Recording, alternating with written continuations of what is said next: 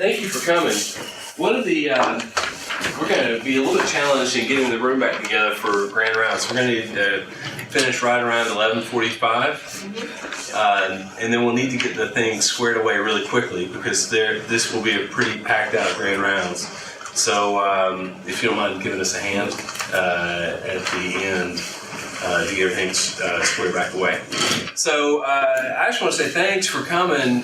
This is a very important topic and one that we keep seeing kind of bubbling up as an area of potential improvement for our students' satisfaction.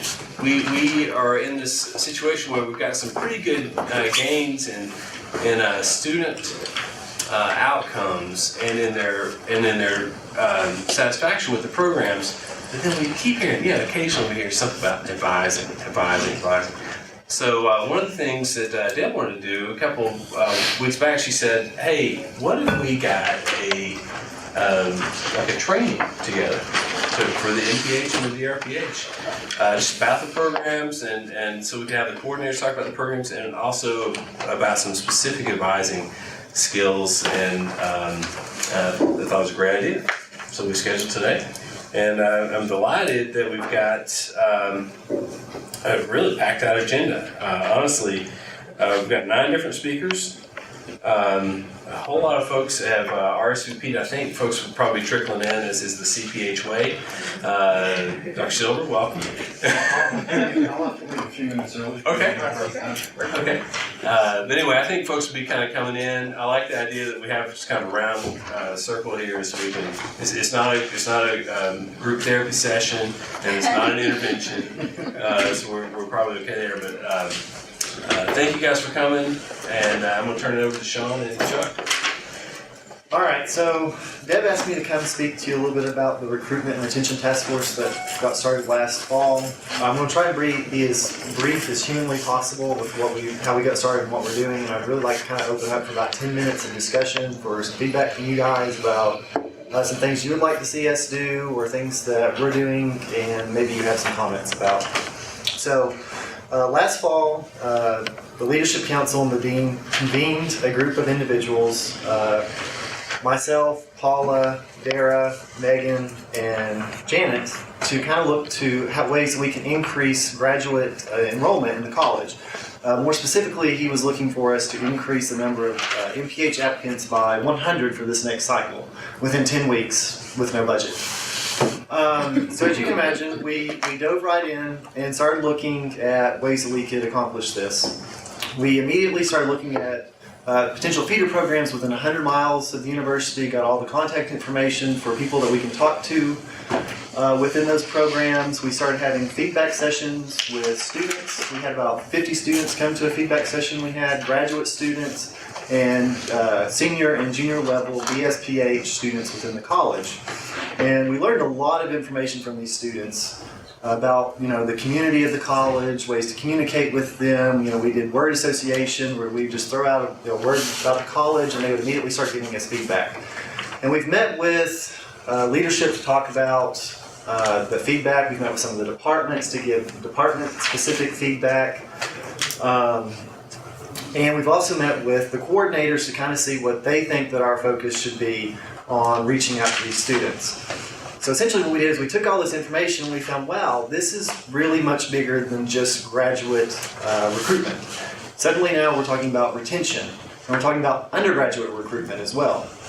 So things that we've attended, I've attended the Health Science Advisors Conference. Most of us have gone to the graduate recruitment fairs. We've done undergraduate major fairs. Our major push right now is to increase our presence both physically on campus and digitally across Facebook and other social media sites. And what we're seeing is we're getting a lot of success through this. I participate in the SOFIS chats. This is the good way to interact with students that are already thinking about applying to the MPH program or the doctoral programs. Let's see what else we've done. Our social media presence has landed us substantial numbers of increases. We're doing things like Alumni Mondays where we feature an alumni student from the college. That averages, just that picture and profile of that student lands us about 324 unique hits a week. We do Throwback Thursdays, and we'd really like to have more faculty involvement if we could in that. That's where we'll take an old picture of a faculty or staff member and kind of have a game with the students. That lands us 551 unique hits a week. We did a Halloween competition with our students where they came in and we offered a prize for the best dressed, and we put up an album on social media, on Facebook, and let them vote on it. That landed us 4,676 unique hits while that album was live. Our competition, our sister institutions, have a very strong digital presence. We're just now gearing up to really get into this really strongly.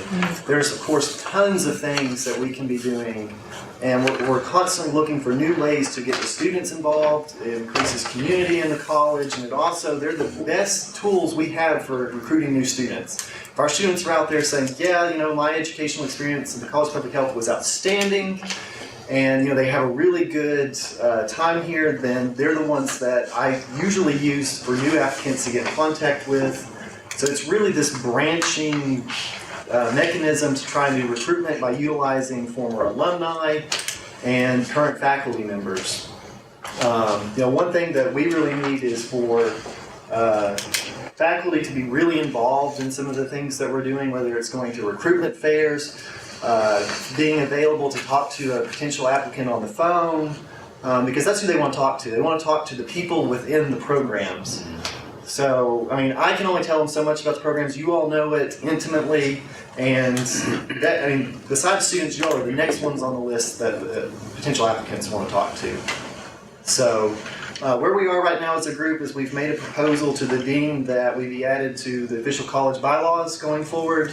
And I believe we'll be voting on that next week. So, having said that,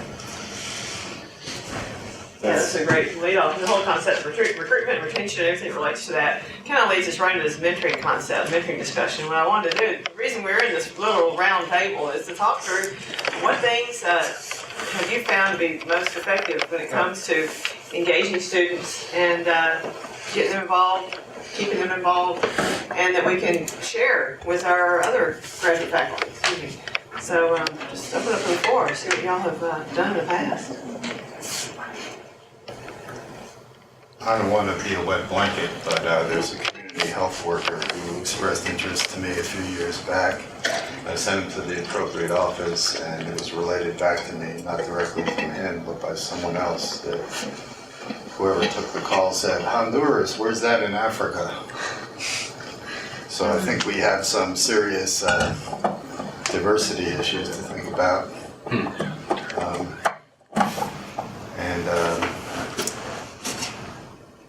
Do we want them to have a good time while they're here, or do we want them to get a good education? Yeah, those are mutually exclusive. I had a friend in my big circle of friends after college when we go around and say, what was your school like? Oh, great parties, great girls, great football team. He's the one person who said, I got a good education. Everyone's head spun around. Now this is graduate school, okay? So, but it's not just graduate we're talking about. Retention is much bigger than graduate right now. I know the numbers from college. Retention is going to be very important going forward at the university and within our college. The students ask for a sense of community within the college, and they do not think that exists right now. Yeah. I want to speak to this. So there's a coming decrease in students that will be enrolling in the fall, and it's demographic. There's all kinds of things. But if we are artificially losing students, if we're not retaining them at a rate that is similar to our peer institutions at TBR, and we're not, then we need to change how we do business. And one of the things we've been challenged to do by the President's Office and Bergen-Dawson in general is listening to the students, and in particular trying to find out how to engage with students who are failing to thrive, who are at, maybe they were a pretty good student in high school, or maybe an okay student in high school, came in and didn't have a good first semester or a good second semester. Or maybe they were not a good fit for that particular concentration in grad school, right? But maybe they would be for another one. How do we become a more student-oriented enterprise that can help map them onto something that will lead them to success instead of just wasting their money with a semester or two in college and then dropping out? And that's just to extend that thought. You think about first of all the undergrads and that just concept, but when you segue into the graduate students and what's going on with their reality. Yeah. And how can we increase the mentoring? And just want to give you a quick update from the DrPH students. They have the feedback sessions every semester. And this past one was a lot of discussion about the need for ongoing mentoring relationships outside the classroom. That's what the students felt would be most effective for their enriched experience. It's not so much having fun, but really getting the best that they can out of their educational experience. And that's what the students volunteer. Yeah, the whole concept of connectedness with the school, and that speaks a lot to the faculty's role outside the classroom as well as in, but to get that, engender that concept, and also ways we can help students work together as peer mentors. So we have a really cool opportunity to be able to facilitate all those kind of things, but it takes some thinking ahead and some putting it into a plan that we can work together on. So that's really the key, especially for the grad students, because we want them to come away with not only a top-notch education, but a level of connectedness to the school and to the faculty that hopefully will be ongoing relationships. Just think about it. You think about your education, your background, and the things that really resonate with you when you were in grad school. We want to try and engender those kind of things for our students as well. And that's what the students are crying out for. If you had a good experience. Well, if you had a bad experience, why did you have a bad experience? And what can you learn from that? And how can we can do something different than what you had to deal with when you're coming up through your career, your educational career. So it's a lot of food for thought, but it's a whole different paradigm, because all the times I know, we're so busy trying to do my class, that to really think beyond that and think big picture is kind of a challenge. So that's why this meeting is really kind of groundbreaking in that respect. So we're having some time to talk as a group about these kind of things. Well, and for a lot of our MPH and doctoral students, they have GAs. And that is, for me, the way I see it is they get a lot of that mentoring, a lot of that fulfillment for career building there. At least that's what I'm hearing and sensing from them. Now, I don't know, there seems to be another social level that y'all are talking about that might be missing. But, and I know when I was in graduate school, that was where I felt really fulfilled. I had a GA or I had a research position, and that's where I was mentored, and I really didn't need, I did some of the social things, but it wasn't like that important.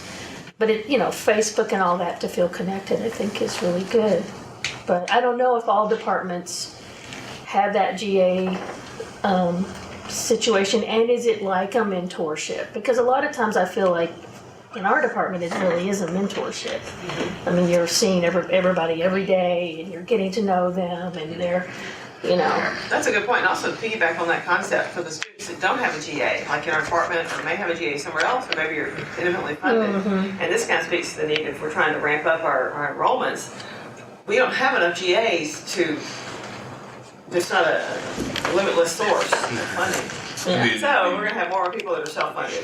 Right. We would have to have some kind of additional oomph to really get them connected in. Yeah, and maybe we need to target those people more than others too.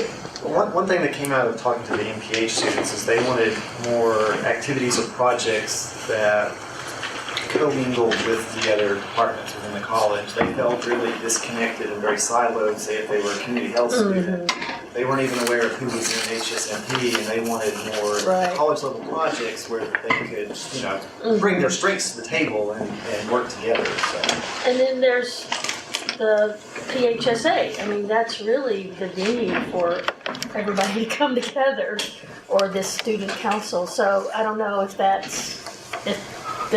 what's going on there. Do they not get over to PHSA? I don't know. Maybe Katie, you might know since. So I had a great experience. but I think I had a great experience because my GA wasn't a GA. It was a mentor-mentee relationship, and Research assistantship. I didn't see it as a 20-hour-a-week job. I could never have a 20-hour-a-week week. So something Rob said to me when I first came here for my tour was that we want to make sure that our doc students are on campus all the time. You know, we don't want them to have reason or time to have an off-campus job because we want them to be a part of the community. And I was fortunate that my placement did keep me here all the time, and I did get to know everybody. I think that's a function of my personality, but also a function of a really, really good mentoring research placement. And I wish Joel was here to share his mentoring expertise, because certainly he's good at that. But I guess some strategies he used from the very first day, you know, I felt like his equal, not like his friend, but like someone he trusted to do the work. He did not micromanage me. He gave me a lot to do, so much to do that he knew I couldn't do it all, but it kept me constantly busy and trying to do really well. Connected me to his peers off campus so that I had external projects to work on and people to meet at conferences. Gave me his data and allowed me to do with it as I saw fit, you know, allowed me the freedom and the trust to do that. And then really took the time to pick up on my little niche of his work and encouraged me to push that forward. So something I suggested a long time ago was maybe a more transparent or even merit-based or application-based matching process for our graduate students with research mentors so that they are getting what they want out of the program. I mean, I know we're paying them, so they need to do essentially what we tell them to do when it comes to their 20-hour-a-week job. But for satisfaction purposes, if that's what we want for retention, then I think it will be important to gauge exactly what it is they want to get out of a DrPH. Not out of a PhD program, not out of a PsyD program, but out of a DrPH program, which is a practice-based research degree. So something I've tried with, and I can't claim to be a good mentor yet because this is my first year, but I think my GA is having a good experience because I just simply take her with me everywhere I go. So if I'm in the community meeting with someone, she goes with me. If I am having an administrative meeting, she goes with me. If I'm attending a lecture, I try to take her with me. And she doesn't always talk and she doesn't always engage, but I feel like she's excited by it. And if anything, she is motivated to constantly be working hard. And Joel, I'm glad you're here because I was talking about what a good mentor you are, but Maybe I should leave. It's time for a speech, Joel. Yeah. no. But I mean, like I said, the things that Joel gave me to do were so challenging that I absolutely had to be here more than 20 hours a week to do it and to do it well. So mentorship at the doctoral level is going to be a lot different, I think, than at the MPH level. Maybe not a lot, but it's going to be different than it is at the MPH level. Expectations are different. We're trying to train, future potentially faculty members or at least high-level professionals that are going to be leaders in public health at the doctoral level and at the master's level, but more so at the doctoral level. So it's going to be a little more intense, but Why aren't they? I think we should have very high expectations at the master's level too for mentorship. It can be challenging to engage with students, graduate assistants, particularly if there are a lot of them around, a lot. Does anybody have any kind of thoughts about that topic? About with master's level folks, how to get them engaged with things and how to bring them along and keep them connected. I see master's GAs hanging out with Mike all the time. Yeah, and They're I kind of think cohorted. They're kind of, the three who are going through our department and taking our classes all together. It's so cool, and this was so neat. They were in class last week, and it was the snow day where we left at noon. And that class let out at noon, and they all got together and they invited people who I knew they weren't friends with. They invited the whole class to go to 1 Acre Cafe for lunch and offered them rides for international students who didn't have cars. I saw them reach out and offer them rides, that sort of thing. So if we can really capitalize on this cohort effect that they're kind of creating themselves. And that, you know, at UAB, that's what it was. We had a cohort effect that you were friends with and did everything with those people that you were introduced to during orientation, because we were all moving to a new city, so we didn't have friends there before, and that may be happening for some of our students. So encouraging the ones who are local to reach out to the one, I mean, nobody had to encourage them to do that. I think their personalities did it, but that was just such a neat thing to see the after class on a snow day when they all could have dispersed and gone and done their own thing. They went together to have lunch, and now I've noticed this week we didn't have a snow day, but they still planned their lunch. I heard them talking about where they were going after class since it let out at noon, and maybe just encouraging those sorts of activities. Yeah, So, facilitating. or acknowledging that they did it and saying, well, that's really cool that you did that or something. And that'll get beyond the students that have GAs in our department or whatever, Right. and also across departments. I actually was thinking about with my social and behavioral foundations class, I have all the MPH students in there, and I heard a lot of really good discussion on science. I was very same thing. They were looking at going to Olive Garden together and going across the different specialties. So the biostats folks were going with the social and behavioral folks and so on and so forth. So it worked out really nice. Yeah, she said those were 3 departments worth of MPH students. Yeah. So I'm getting a lot of requests from the MPH students who want to get involved in research. You know, and so in terms of retention, I think that's one way we can maybe encourage more students more and more to getting involved in research. And I'm actually getting so many requests. I don't know what to do with that sometimes. So that's actually it's good. It's not just the DrPH students. You know, so we're getting more MPH students. But I'm trying to place them as much as I can, you know, within my projects, and I feel I need to refer them to my colleagues these days. So That's great. but that's one way, you know, to because they're interested to conduct more research. So. Yeah, maybe volunteering, the idea of getting that experience is really Exactly. great. Yeah. Also, one other thing that kind of relates is we've been looking in the operations committee, especially with DrPH operations and a little bit in the MPH as well, but ways that we can make the orientation less of a, this is a 1 4-hour stint and we're going to overwhelm you with information. Basically that way, which is so much info. But the idea we're going to build in like an open house, and Sean, you may want to speak to this concept this semester for people that are likely applicants, for people that said yes already to our MPH or DrPH program, so they can come on campus, meet several faculty hopefully. And Sean, you want to speak to that? Yeah, And we also students, meet those current students. We were looking at several days. I think right now we're set for April 11th. Is that the day of the award ceremony? It's during Public Health Week, and what we're going to do is after the award ceremony, open up the college from 3 to 6 for those applicants that have already agreed to come here. And really for anybody that's maybe still potentially on the fence about making their decision, to come over here and kind of interact with students and faculty while we have some people here.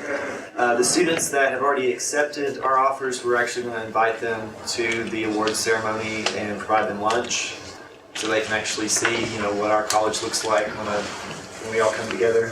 When we're paying and feeding our students. Yeah. And giving awards. So anything we can do to sway them. I think it's a great idea. It's good execution of what was a good suggestion.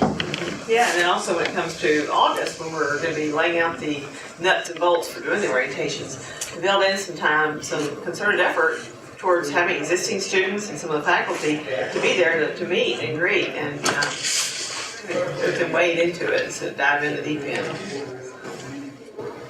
Yes, sir. So what that means, just real quick, is that other faculty that are interested at all, this would be a great thing to do, really get to know the students. I'm always looking for off-campus opportunities for students to experience an important public health event. And in the past, I've limited it to students in my classes. For example, the classic Ibsen play, Enemy of Public, was over in Asheville, and had pretty good attendance, and Uncle Ken picked up the tab. But I would open it to a broader group if I had some managerial assistance, because something like that leads to a blizzard of emails and requests for special accommodations, and at the height of spring semester, it would be a huge overcommitment. And there are some public hearings that are of interest to people in East Tennessee that have to do with environmental and occupational health issues. And there again, if I had some administrative assistance, I would roll it out to MPH students in the other departments. And then a question and suggestion, is Rob Russell still on campus? Yeah. Yeah. You probably know that he's an accomplished bluegrass musician. Yes, man. If I were a 20-something-year-old student, I would want to go to an orientation with music to socialize. And why is Ken Silver suggesting this? Our students need writing help. So it'd be a way for them to learn about the writing center and not feel like they're just going to another glass office here at ETSU all the time. Great plan, love that. That's a really interesting concept. Good, definitely. And also just in terms of the administrative support, I wonder if we could involve like the student council. You know, they're really very interested in trying to ramp up ways to get the students engaged together. So maybe if they could provide like administrative superstructure. So if you wanted to open up an event like that to make it a massive. Who's the student council? Well, Beth O'Connell is the president right now, All right. and several other students that are engaged. So yeah, that would be good to know. What is the student council? Yeah, Student association. Pretty much, yeah, same they've now. changed. Oh, they're actually different, right? The Public Health Student Association Right. is organizationally different from the Student Council, which is the standing committee of the college that last year was chaired by Billy Brooks, whom you advocated for to participate in our college-wide meetings. So they are different organizational structures. Well, and the purpose of the student council, it used to be run, the president of the Public Health Student Association was the president of the student council, and they didn't seem to have distinct roles and responsibilities. So, I don't know, 4 years ago, I've been here a while now. I, with the help of Dr. Wyckoff, did set it apart as a separate entity, and the role was to be a liaison between faculty and students. So I think that that's actually a really good suggestion. They have officers that can fill that role, because they don't have a lot to do, or we haven't utilized them to the full extent yet. So we could, for sure. If I could just expound on it a little bit, and Dr. Littleton's comment about the Public Health Student Association and Dr. Silver's comment about the managerial aspects of all this. I'm the biggest fan of student involvement and so on, but it is a tremendous amount of work. And being mentoring or doing anything else, meeting students outside of class, it's nothing but time. And I have 2 projects that students have approached me about now, going to high schools and doing different things. And I'm trying to grow both projects, but I can spend a couple of hours a day on each project to get it going. And if we want to ask all these faculty to be doing this outside of class, how is that going to affect workload? How are we going to include that into our daily routine that now we want you to do these things outside of your other activities, other duties to be assigned? How do we quantify that? And if I'm someone who's new looking at P&T and you want me to take time away from my research to go lead student projects, how do we do that? I think that needs to be on the list. And as far as like getting student council to do things, I've been working with those students and they can't get anything, they can't get volunteers to come to the meetings, so the idea of asking them to take on duties of something isn't realistic, I don't think, and EHSA has the same problems, but the big problem we have, I think, with both of those student groups is that the students don't know what they are. I've got into several classes in the last couple of weeks and students go, well, what is that? I've never heard of it. And until we get faculty buy-in across the college, those organizations will never grow. And that's what I think right now, when I hear about these different groups, and our students engaged, it's like the snowball rolling down the hill. Unless you have enough student momentum to make it happen, it is going to be hard to get it going. I think we need to get faculty support. Because when this has been successful in the past, different faculty took ownership of different projects. Going to a play or our trip next week to the state capitol and meet with the public health commission. It takes time, and And I'll be the first, I don't do as much as I used to. So, You're still doing a lot. But one of the challenges is to figure out, is there a way to engage the students that aligns with your research interests and that trajectory? Like so can those type of activities begin to maximize your impact as a researcher? If that's your P&T track, if you will, or if that's kind of your motivation. It can be really super challenging to make something like a trip to the Capitol fit that model. So I understand exactly where you're coming from. I think the And to research, get all those logistics dealt with and you're talking, in Ipsen plan. it sounds like you're talking hundreds of students. You know, like on the doc level, that works great because it's one-to-one. You give us all one student to mentor, we'll do a great job. But I don't think that's what you're looking for. Well, we're really talking about many different things here. But one is the mentorship relationship with a trainee, somebody who's in your shop, you're trying to get to be like a faculty member or a high level. That is one end of the spectrum, all the way down to creating opportunities for people where people can get engaged. Creating opportunities where you can identify folks who might be struggling, who might be at that place where an opportunity to go to lunch or to be heard or to help them find some resources that can help them with childcare or whatever can help them successfully complete their degree program. Now, that's not so much at the grad level. I think our degree completion at the grad level is pretty high. It's over 80% mostly, and at the undergrad level, though, it can be challenging to find those because a lot of times those are the students that are walking down the hall not looking at you. They're the ones that are kind of in the corners and they're not that engaged in the first place. So we're really talking about a spectrum of talking about different topics along this whole spectrum of engagement. Yeah. I would like to comment too on what Mike said. In the undergrad, I'm teaching an undergrad class now, and usually I don't have a lot of contact, and that makes a big difference. But also, there's a lack of networking because I have 2 projects that I'm kind of looking for people, and I know it's probably going to be undergrads that might be interested to do an after-school program in Unicoi or a peer educator program on campus. And I never think about PHSA, but it would have to fit. They would have to buy into it. Or work together to figure out, how it can work for everybody.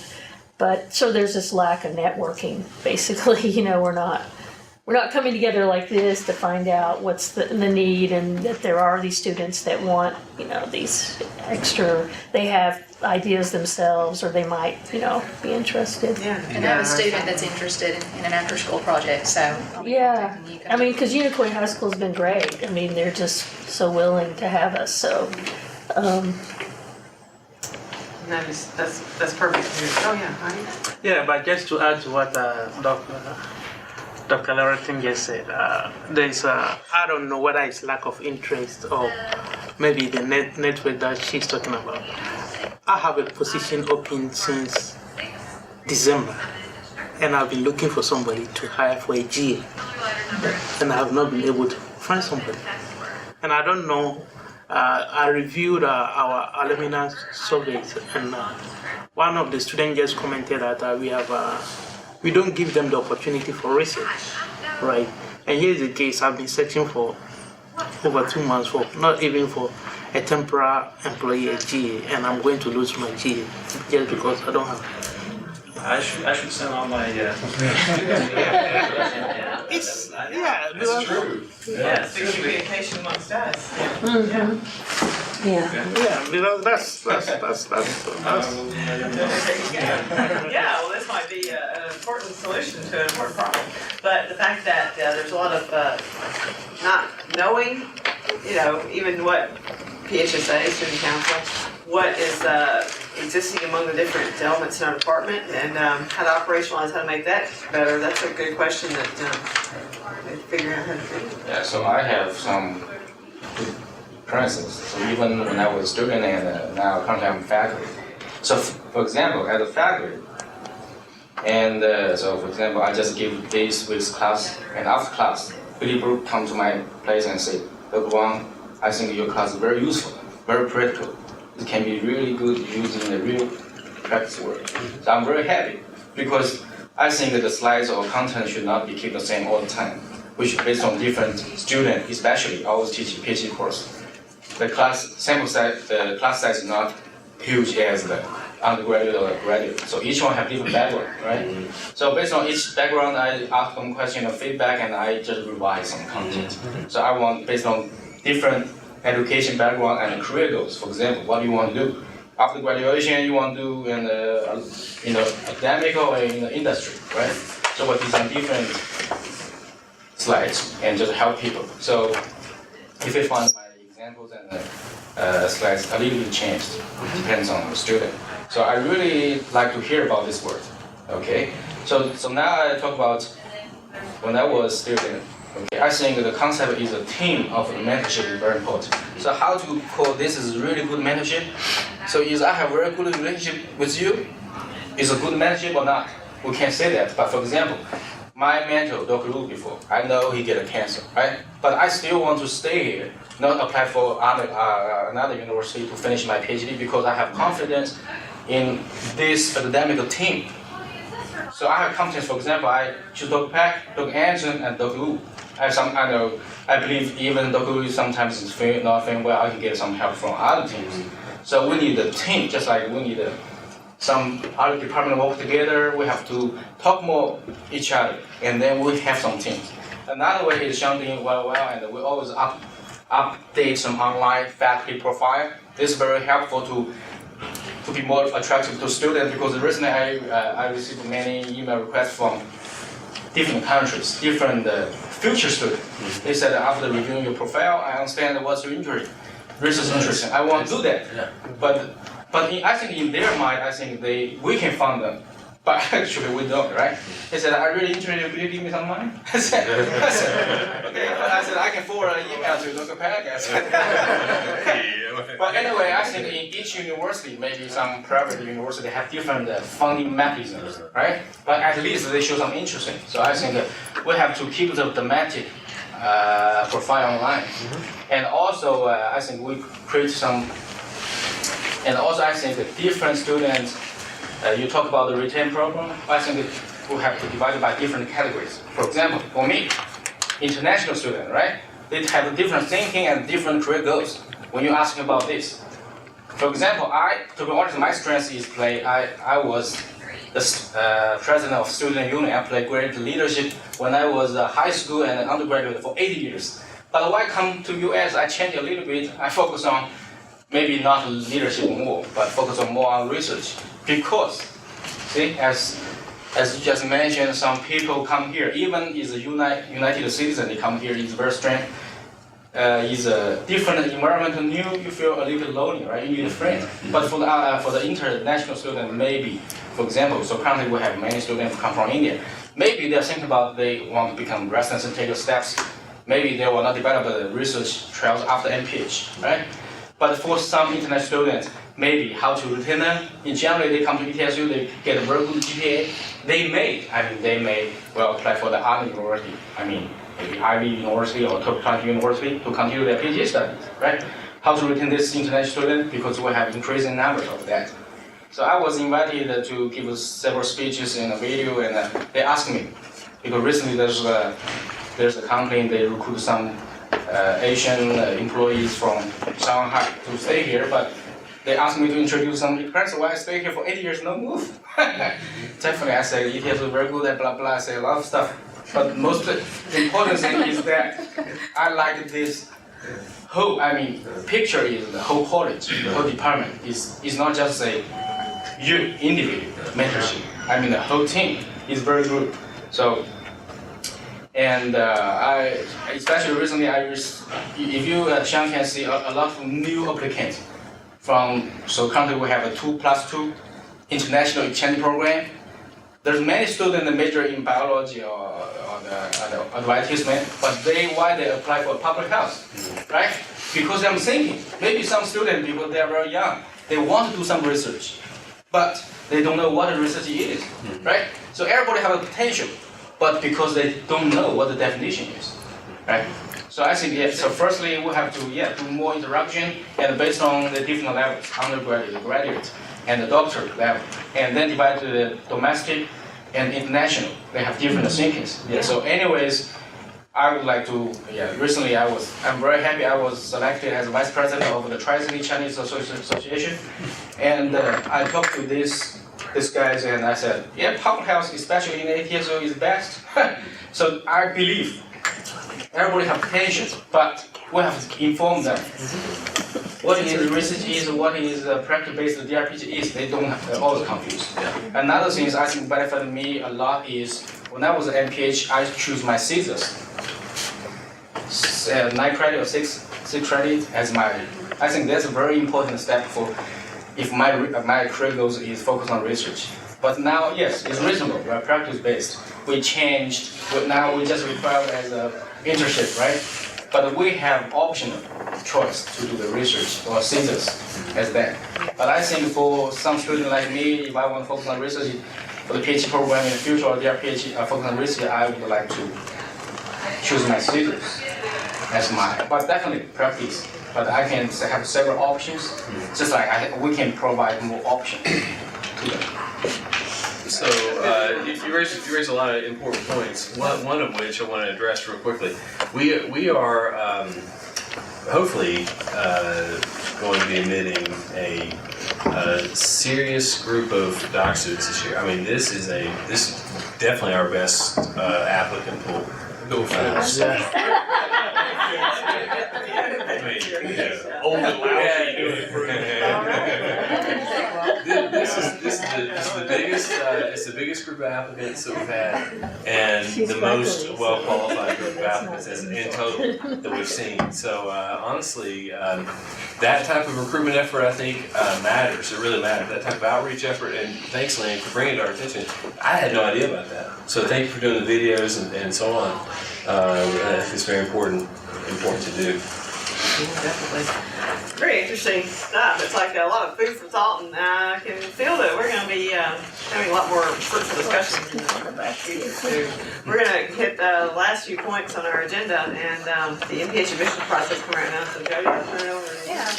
Just to talk about briefly, because I know we're pressed for time, but basically now students apply through sophis.org if you're not aware of that. And you can see here our admissions requirements for the MPH. The deadline has been moved up from March the 1st to February the 1st. So that is our deadline to guarantee review, but we will continue to review applications after that. So that's basically a soft deadline that we'll be looking at. As far as key points of contact, Sean and I are kind of the first entryway into the program. Sean more so than I. So students have questions about, undergraduate students have questions about admissions to the MPH program. You can either direct them to myself or Sean, especially if it relates to the admissions process itself and navigating SOFAs, because oftentimes students have difficulty navigating the SOFAs process. We have decentralized the review committee process, so now each department has its own committee. So instead of the departments overall reviewing all the applicants, each department is responsible for reviewing those respective applicants in the program. And then once we review the applicants, we then send that information on to Sean, and he then takes that information to the Graduate Studies Office, and then at that point, students are directed to apply then to ETSU Graduate Studies. It's just my way of telling what the process is it's changing. The DrPH process is still as was before, where it's one DrPH admissions committee across both concentrations that get together and review all of the candidates for both concentrations and make decisions based on our funding availability and whether people want to go part-time, full-time, or possibly have offers without funding. So we're at the process now. We really do have a very strong applicant pool. So we're faced with some rather, it's a good problem to have, decisions about who we're going to actually offer funded activities to.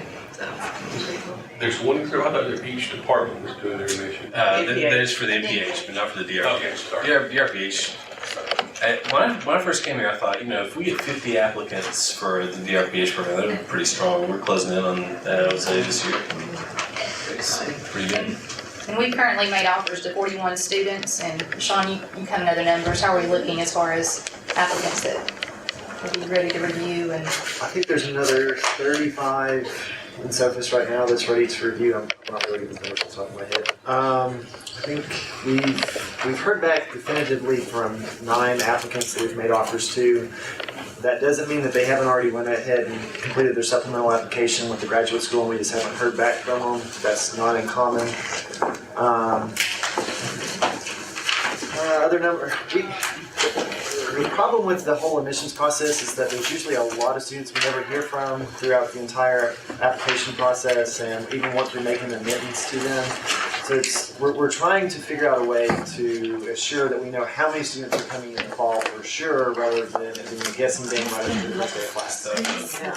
It's really tough. We honestly, there are some schools that do a holding fee, like holding acquisition kind of fee. We haven't gone there yet. It's maybe something we want to consider in the future. But yeah, we don't know how many people are actually coming until they're here. Darken the door. Yeah. We've got somebody coming today who wants to check us out. Dog appointment show. Yeah. we do it. That orientation, we're trying to work out a way to contact them, and really push it. We have really amped up our level of contact with applicants over the last 3 years. I know over the last 3 weeks I have spent every moment of my time in the building on the phone or answering emails from applicants. So it's an enormous amount of administrative time and energy with just reaching back out to folks. Sean and Jody and a few others are handling, and Dara, I guess, is handling some of this as well. The bulk of this, most of it's going direct. Yeah, I think I have a big complaint against the entire process, and I think it is the right forum for me to say it. And that's simple. Applicants are required to apply to Sophus, pay all those fees and stuff like that. And again, they are asked to go through the graduate school and pay another level set of fees. Well, buddy, I want to address this forthrightly. Yeah, I have met with the graduate school to try to, with the dean, with them all, with other, when Brian was here, we did this in November, to try to get the graduate school to reduce the amount of administrative application, extra transcripts that they have to send, especially for which they may never even view them. And right now we have no movement on any flexibility from the graduate school, none. So that's where we are. At this point, I think we're going to continue to go back and continue to try for that. But right now there's no movement from our colleagues in the graduate school. Which I have your report ready for that. Okay, yeah, because I'm very last year there was one student that just was so frustrated with the whole process, then has to join a different school. Say it again. I said last year I had one student who was just in the SOFA process, became so frustrated with the process, our process, that he just abandoned everything and joined a different school. Oh, I hear that from applicants all the time. So then once we get to the process, once they get over to the graduate school, that it's a complete nightmare. We've seen it take as little as 2 weeks within the process and application up to about 70 days. The agreement with us in 2009, when we first had the most difficulty in terms of the duration of time, I realize this is going on video, I don't care. The reason that this is, we actually got an agreement from the graduate school that they would take no less than 10 working days to turn an application around after it was complete, and it's, at this point, we have some indication that that's not being adhered to. And that's also an issue when you think about scholarships. Some of the scholarship deadlines are, I think, March 1st or 2nd. So students, if we're waiting till February to review applications and then they have to go through the supplemental application process, how can we notify them that there's potentially scholarships that they can have available only upon admittance? After that, they lose some of these options for some of these scholarships. Yep. So the timeline is so tight. Yeah, it's very frustrating. Yeah. So no matter what you do, you'll be undermined by that. Yeah. No, that's not true. No, that is not true. No matter. It's not always it. Rob, do we know what our competitor We've got to figure it out. institutions? We've got to work on that. That's the problem that has to be surmounted. Ken, that's a great question. Sure it's a Ken Silver asked the question, do we know what our competitor institutions do? I've asked Sean's shop to survey all of the SACS schools and others that are ASPH schools that don't require graduate school admission processes, and to find out what all the details are with respect to this, because for some of the nuances here are important. PhD programs, for example, often aren't in schools of public health. They're at graduate school level. MS programs are kind of like that too. Often the professional aspects of the MPH and the DrPH are held within the schools of public health, and where they have more flexibility with things like receipt of transcripts, from every sending institution. So there are some nuances there. Sean and Taylor are looking into these details and have accumulated some data on this topic. It's about 55% of SAC schools don't require a supplemental application for the MPH. Don't require a supplemental application. What about transcripts? I don't know. I Yeah, what was the transcripts? The balance, yeah. So to dislodge an influential force like graduate school, thinking that someone above the graduate school will eventually hold us accountable for our low numbers. Yeah. That information, yeah. One other question, do you have any stats on people with undergraduate degrees from ETSU in terms of their admission rates to School of Public Health graduate programs here? And would there be any need for a GRE prep course under our roof as a way of building community? That's a good question. I haven't heard of a demand for a GRE prep course that was specific to public health. There are such courses out there. It wouldn't be a bad idea to have something like that. It is extra time, as Mike has talked about, it's extra workload kind of thing. Does anybody else have any thoughts about that? We don't get many internal applications From ETSU? from within the college. Yeah. I will tell you something interesting that SOFIS does. They give us, every year, they tell us, they send a report of who we refused and where they got in, who we took and where they were refused from. So they give us a little 2x2 matrix, right, and of of your applicant pool and sort of acceptance and rejection and so on. And it's kind of illuminating. We have some. We look pretty much as competitive as our peers. There are some places that we don't ever get any applications from where they, for example, very rarely do we get a Harvard or Yale, right? Somebody who gets in there that didn't get any. And so anyway, some illuminating things from that. But you'd think, it'd be the other way around. Quality job. But Sounds like Randy Whitehall. been working with him for a while. But anyway, that's an interesting report. If you guys are interested in seeing that, just contact me individually and I'll send it to you. This year's applicant pool is very strong. It is. How many applications from here? DrPH, I don't remember off the top of my head. How many DrPH applications? Total, it's probably closer to 40. Yeah, 40. There's a lot of decisions. And we can only take one. There's still some incompletes that are out there. Okay, we need to make a shift in our plan, because I know we have to get out here a little earlier than we anticipated. I think our next main focus is looking at advising practices. And I asked Amal and Marianne and Kurt to scope on this, talk about how the process you go into with your MPH students. And so basically as it relates to how other faculty might be able to facilitate or that process.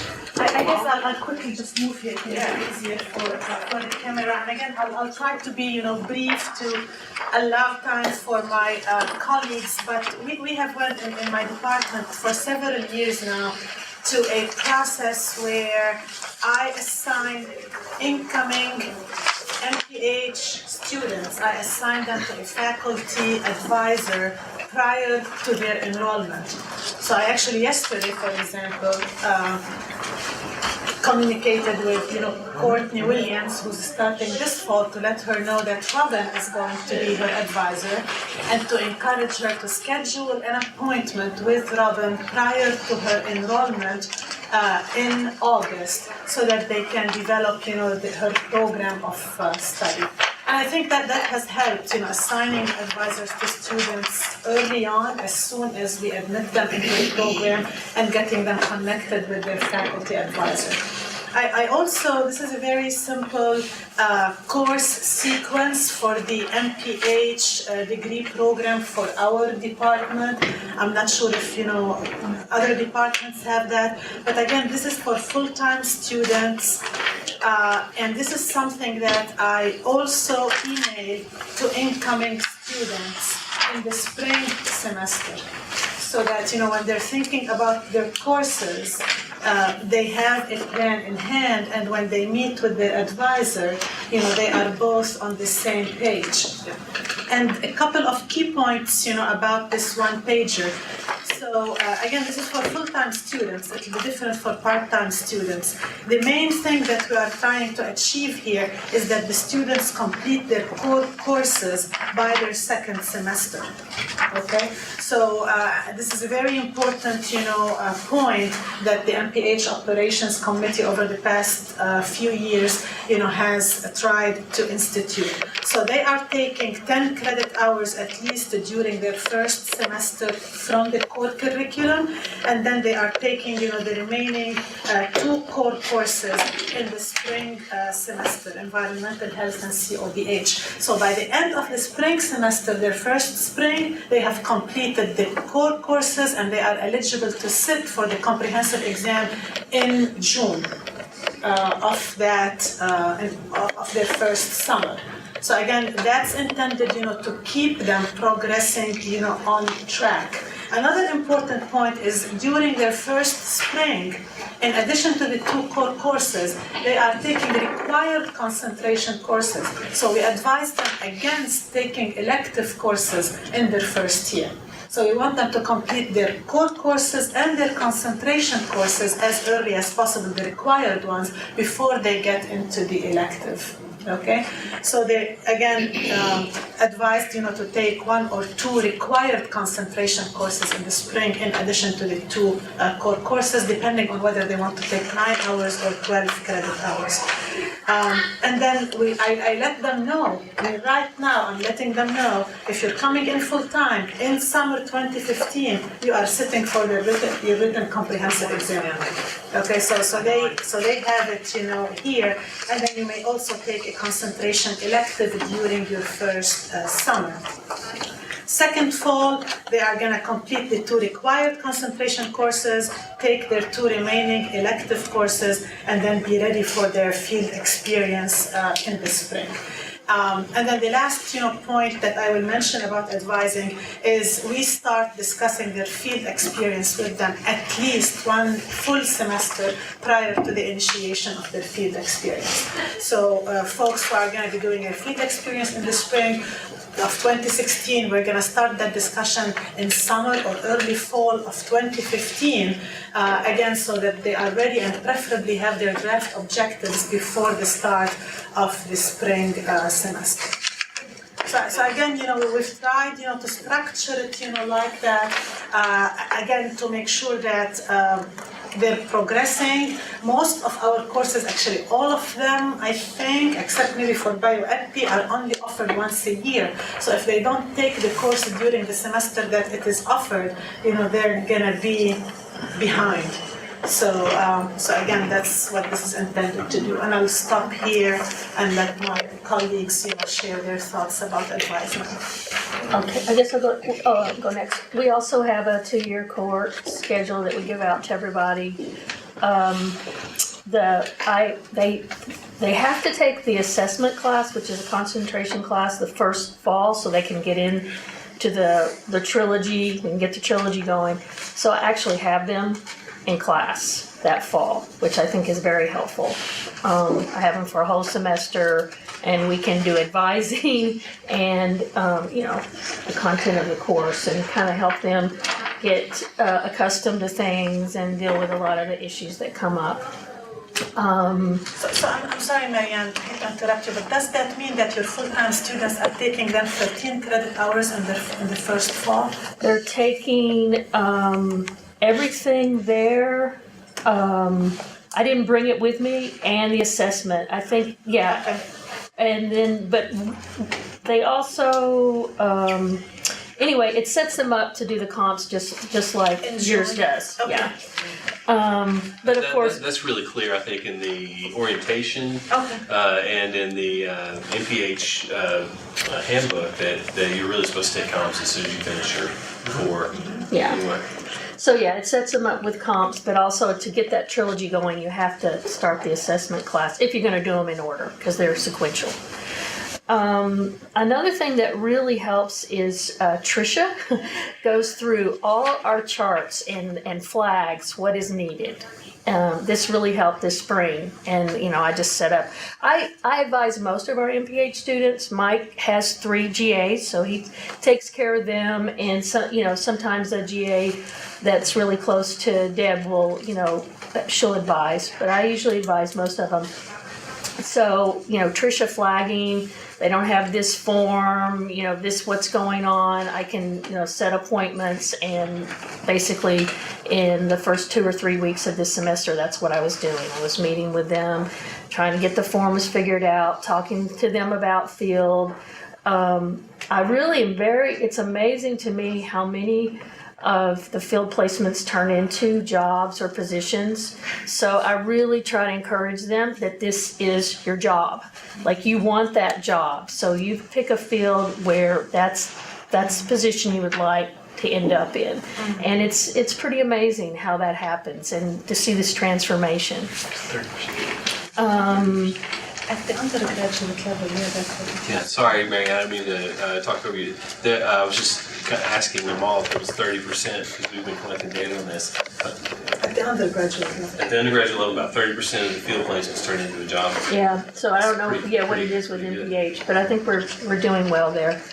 And I must say that I am not just looking at how they're doing it mentally, but there's emotional issues that go on with our students, especially of a large cohort, and I do like to address those. I tend to feel very comfortable doing that, and our students do have those come up quite a bit, so I don't shy away from that. But one thing I would like to bring out, since we're all here, is we need to do better at coordinating our schedules. Because, and this is coming from Tricia, we will set already what we, because we know what we're going to offer and the times, and then other departments will come in later and take our time, not knowing that we have a coordinated schedule now. Yeah, and so we strict have schedule. to do better at that. Yeah, I Really totally do. agree. Thanks for bringing that up. If I may, I'd like to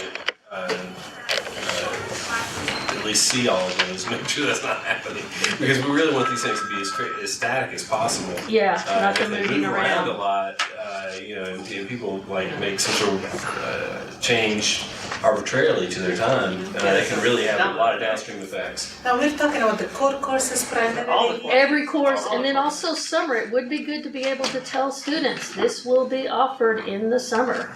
You can get that, if that elective, or you need to take something over. So that would be nice as well, because we guess, a lot of the times. It was offered last summer, so it should be offered this summer, kind of thing. It's not completely avoidable, but for the most part, we can avoid any major Yeah, like the changing by around. centralizing. Yeah. That's a good point. And Rob, Tricia actually, she'll go through and she'll create a schematic that actually lists all the department's classes, like for MPH. We're trying to make sure the MPH students don't have any overlap. And same thing for the DrPH program. Yeah. So I'll have to get her to get in touch with you. So for concentration courses, though, how important is it not to have overlap It for depends. concentration courses? If it was a popular elective, that would be a problem, I guess. or like I'm offering the assessment class, and I've got it set at a time, and then a core course decides they want to offer it, and then I have to switch. Yeah, that happened last year. Happens a lot. Actually, happens a lot. Priority, yeah.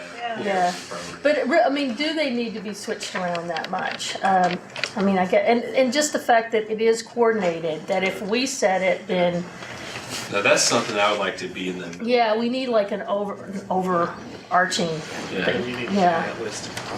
Seems like if you get the core courses set and then permit the students in the first semester and take away the scheduling issues. Just permit all new students into those core and concentration courses, and then you have a whole semester to talk about scheduling. And if you want them to take those courses, don't give them an option, just commit them into it. We don't give them. They're permitted. I mean, do it for them, just have them committed into it and hold it for them. Because there's not really any scheduling. Actually, of course, our numbers are small enough that, and Tricia actually does a really good job of making sure that, we know the cohorts, we know what classes they should be in, and then, of course, the advisors know what classes they should be in, so it generally works out pretty good. But the question really is the scheduling of the courses to make sure that there isn't an overlap, or if there isn't a bumping or something like that. It's gonna be really an easy fix, so that's gonna be very Yeah. Well, okay, we also, Mary, do you have any other? No, that's about it. Yeah. Okay, Kurt? Not much to add. We do this essentially the same thing. We do not, we have small numbers of graduate students, master and MPH students. So we operate under a slightly different model in the fact that they have one-stop shopping, and that's called me. And so I advise everybody, we watch out over their placements. Our curriculum's a little different, couple or one more course in it. And a lab course in it. So our field placement's only 6 hours, or only 4 hours instead of 6 hours. And that generally takes place in the second summer because that's when most of the environmental health internships are available. It's basically the individualized attention that you can give. Okay, right now we're passing around the updated DrPH handbook, so you're going to leave this meeting with both the handbooks for the MPH and the DrPH. And in terms of the DrPH advising, the chair of the department, myself, and right now Rob, start students off, and then we encourage them to form their academic committees. And that is where your interaction is crucial because they will need additional faculty that share their interests and they're in tune with their abilities and what they need. So that is what's so crucial for you as faculty to kind of gear up and think about how you can serve on academic committee and eventually on dissertation committees. There's all the details are in the handbook and all the links and everything, and it's on the website as well, both the handbooks. So essentially, our next step is the field experience, and we have. Turn over to you. Yeah. I thought Colin was coming, but he's gonna be running a little late. Well, I know he's tied up in another meeting, Yeah. so. So we're just gonna pass around, basically what I'll talk about is the introduction to alternate field experience for the MPH. And this is the application that students will have access to online. And then it'll also be good for you to read through that. But basically, we now provide an alternate field experience for those students that qualify with have enough public health background, a number of years of experience. And so they can, again, complete an alternate field experience with reduced actual contact hours. And then in addition to that, they'll create a project with the advisor that's competency-based and then work on that project throughout the semester. And we have some resources, some syllabi that other professors have created that we can pass out to all the professors just so you get an idea of what projects other advisors have worked on with their students. And where are we going to get that? The resources, where are we going I'll try to, we can do that the next day or two. Okay. Yeah, get that out to you all. Can you send these handbooks electronically as well? They're also online. Are they in the S drive or they're on the website, but yeah, we can we can give it to you as well. That'd be great. Yeah.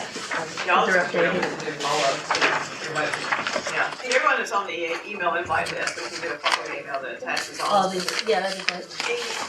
A couple, things about the graduate field experience. I'm sure everyone in this room, has seen the field experience application. So this is the form that, your advisee, your student, should submit to the Office of Public Health Practice. Currently, this semester, Colin Chesley is serving, as the interim field coordinator. So if your master's student, MPH student, is planning to do their field experience, in the summer, they should have submitted this application by the second Friday of this month. Colin will still accept them, so go ahead, if they have not submitted them yet, but please communicate, with your students and to make sure that this is submitted, and I'll let you know why this is important. If they're planning to do it in the fall semester, then they need to submit the field experience application by the second Friday in March, as it says here. Now, what does the field experience application include? It basically simply includes, the name of the student, what level they're in, master's, doctoral, etc. And you, as the faculty advisor, you have to certify that your student has passed the comprehensive exam, has advanced to candidacy, and is eligible to complete their field experience. So this is what this red box here is. That's your certification. Another very important piece, of the field experience application is this part here where the student indicates their one or two top areas of interest. Those are the organizations where they would like to pursue their field experience. Now, the student should not really dream about this the night before they submit this application to Colin. They actually should meet with you as your faculty advisor, and together in consultation with you determine the one or two appropriate places for them to do their field experience that aligns with the program competencies and that also aligns with their career goals, as Marianne was mentioning. And we do not place, students. What that means is while the college maintains over 175 memoranda of understanding with affiliate organizations, students are expected to make the initial contact, with the preceptor at the one or two organizations that they are interested in doing their field experience and interview and secure the field experience. And this was done intentionally because we want the students to develop those skills, to take initiative, to contact the preceptor, to set up an appointment, to approach this as they would approach a job interview. So while some students may not like that, they may prefer an approach where we as the college place them, we actually do not do that in their best interest. Yeah, that's right. So again, it's very important. You as the faculty advisor, you are the instructor of record for the field experience course. You advise, you mentor your student on appropriate field sites, and then the student takes the initiative of contacting them. After all that happens, that's when they should fill the stage and submit it, to Colin. Then Colin's role is to make sure that we have a memorandum of understanding with that site. And if we don't, we start the process of establishing an MOU with that site. Okay? So, yes. Is the MOU still over 20 pages? The MOU is still over 20 pages? No, the MOU, the standard MOU is 3 or 4 pages. Oh. And the MOU, once we have a standard MOU that we use either for domestic or international field placements. And most of the time, the other organization wants to take a look at it. They've got changes that they want to make. It comes back to us. We filter it through legal, and then we come to an agreement. And so far, it's taken maybe a month and a half to get that corrected. That's the reason that we have the deadlines for the application. I wasn't being facetious. Yeah. When I last looked into this to try to achieve the ideal that Rob and others mentioned at the beginning of this meeting, aligning my MPH mentoring with my research interests. I had an organization in mind, and I requested a form from Tim Baylor, may he rest in peace, and it really was 24 pages long, and it's kind of like an embarrassment going to this organization that I have a good relationship with and saying, now you're really going to get to know me. So I dropped it. Well, I want to mention one thing. I think it's a little more streamlined, and I think that's largely due to Tim's efforts and Colin and others since he's come on. But it is very important to start this process early. I will tell you, we have run into situations where if someone's working, for example, in a hospital setting, they can take an enormous amount of time to cross all the T's and dot all the I's, and their legal and our legal combined adds an extra layer of bureaucracy. It's not just 2 layers, it's like 16 layers. So just keep it in mind that if possible, get this started early, because this MOU process can take some time. We're in that situation right now, actually with at least one student. And they actually can't start the field until the MOU is signed. What's the average time, do you know? It's usually a lot faster. Average time? Average, from what I've heard so far, now my experience is a little limited, but from what I understand, the average time is about 2 months. Now the large organizations, we stay on top of keeping those organizations current. Now there are some of those on that list that they're obviously a one-time site. A hospital that's up in New England. We're not going to go through the effort of redoing that application with them or that MOU with them. We maintain our local ones and keep those pretty current though. So there's 175 of these already exist. We're really talking about new MOUs. And what's the 24-page form called? Is there a 24-page? the only 24-page form that I'm aware of is the syllabus for the undergraduate course. That's the only thing. I'll find it on my hard drive. I'm not kidding. Yeah, This thing was that'd be full of whereases, etc., and it was given to me by Tim as paperwork. This partnering organization. Yeah, that would be helpful if we could have it. But I'm glad it's lost. Yes. The main components of that MOU just say they name the parties. They say what is the student going to be doing, what are the terms of the agreement, the insurance portion where they have an insurance and an aggregate. That's a pretty standard thing in a contract, and then it's just a 3 or 4 page document. So it's pretty simple. I do just very quickly, want to emphasize, the field experience, is the culminating experience for the MPH program. As was mentioned, we don't do a thesis because this is a professional degree program. It is 6 credit hours, the equivalent of a minimum of 300 contact or service learning hours, but it is a substantial and very important, part of the curriculum. It's intended to give students, the practical skills that they need to jumpstart their career, and it's also intended to provide them an opportunity to integrate across the different, concepts that they learned in the curriculum. That is why identifying an important site is important. Also very important is working with your students to identify a set of field objectives that are tied to the program competencies and that guide, their field experience. Monitoring their progress during the field experience is also very important, staying in touch with them, reviewing the progress reports that they submit, giving them feedback if you feel that they are not progressing on track or performing at the level that is expected of a graduate student, and then evaluating it rigorously, just like we evaluate other courses. This is a graded course. Okay, so yes, Marianne. I want to ask about the alternative field, and because as we go into more of an online program, and I have somebody right now who needs to apply for that.